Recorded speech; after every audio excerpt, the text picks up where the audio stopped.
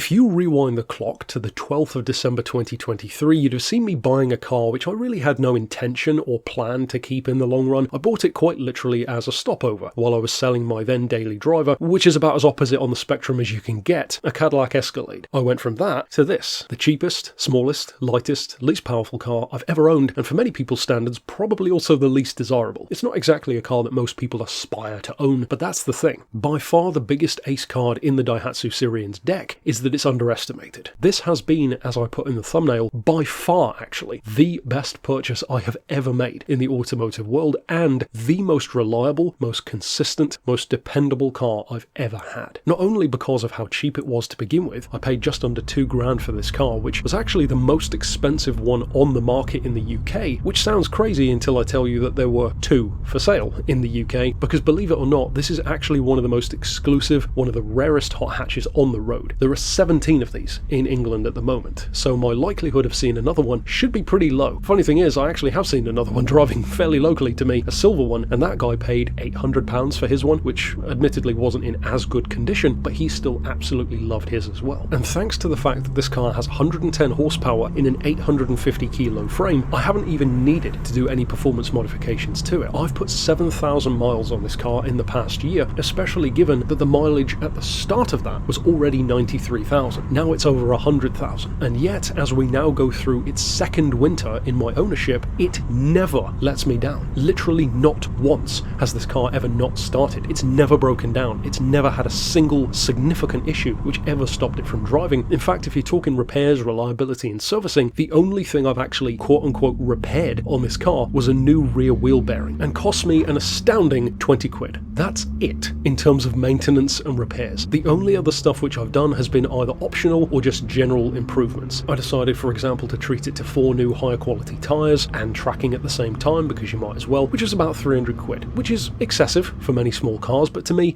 if you're going to have a performance car and throw it around like one, you may as well have it on some good rubber. Aside from that, it's basically just been a case of buying some stickers, having some comedic beats with stuff like the drivers' names, slapping some eBay special mud flaps on it, and as you can tell from the start of the video, putting a much nicer setup on its exhaust. And that's literally the only change I've made in terms of how it works. The engine is completely standard, doesn't even have a cone filter or anything like that, totally standard under the bonnet. But there's the thing. See, not only has this car been fantastic in terms of reliability, I have averaged about 300 miles to a tank of fuel every single time consistently through the year, and that is while driving it quite spiritedly as well. This thing will literally do up around 65-70 miles an hour in second gear, which is kind of bonkers for a small car, and one of the complaints which is sometimes levelled against these is that the gears are quite long. I would agree to some degree. Second and third are prime for performance. Third and fourth, if you put your foot down, it bogs down a little bit. The irony is it's similar to a Golf R32 though, in terms of my only significant problem with the car, and that is that it desperately needs either a sixth gear or a much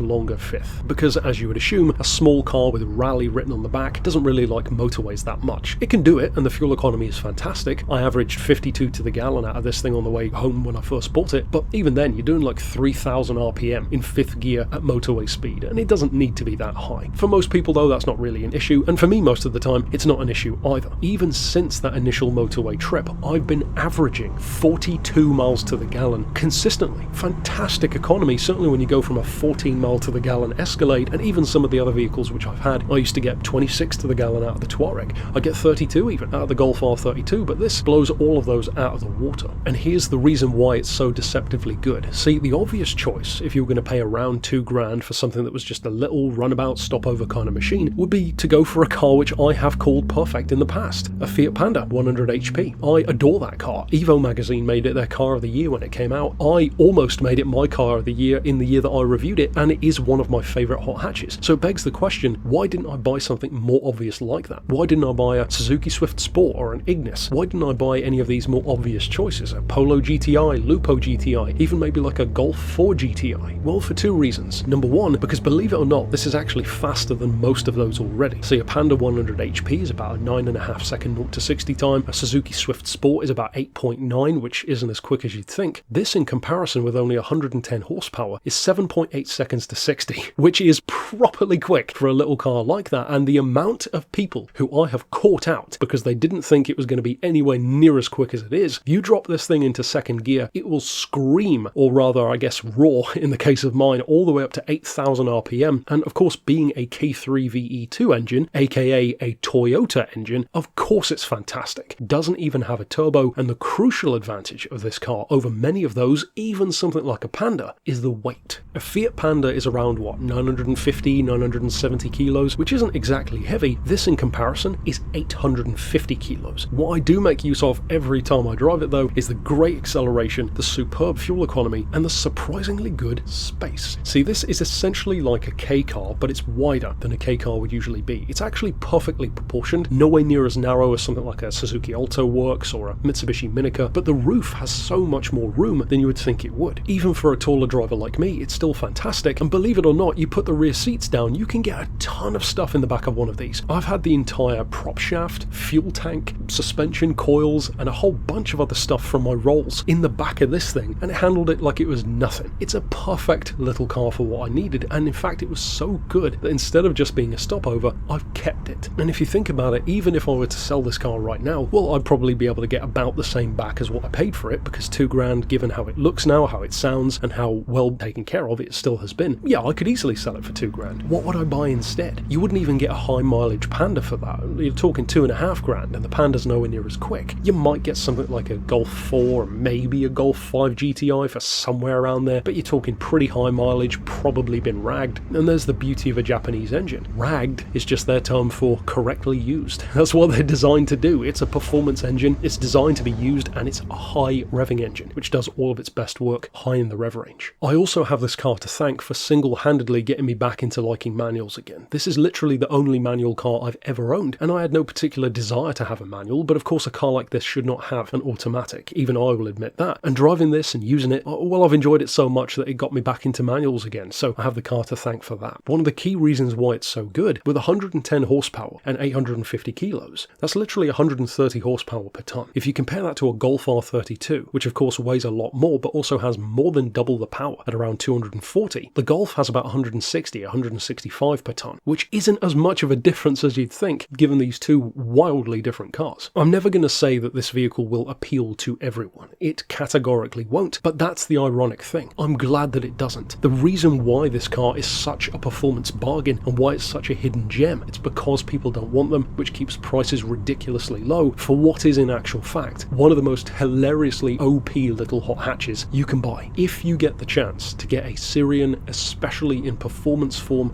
but even to be honest, if you just buy a normal one, it will be a fantastic little runabout. No one is interested in them, which makes the prices fantastic. That's it though for my year in review of my fantastic Sirion Rally II, and as a final note, I would be curious to know, if I were to move on from this car, would you folks be interested in perhaps doing a raffle or something to get it on the channel? I've done some raffles before. I raffled my classic bike, we raffled the PS5, and those were pretty successful. The bike not so much, it was a cash prize instead because we didn't reach the amount, but perhaps for those who live in the UK and fancy a cheap, really fun, ridiculously OP little runabout that nobody really owns, would you be interested in winning it for like £2 or something like that? Which of course I have no plan to do anytime soon because it's serving me very well, but maybe something to think about for the future. I'll see you again in future with more, and for now, thanks for watching.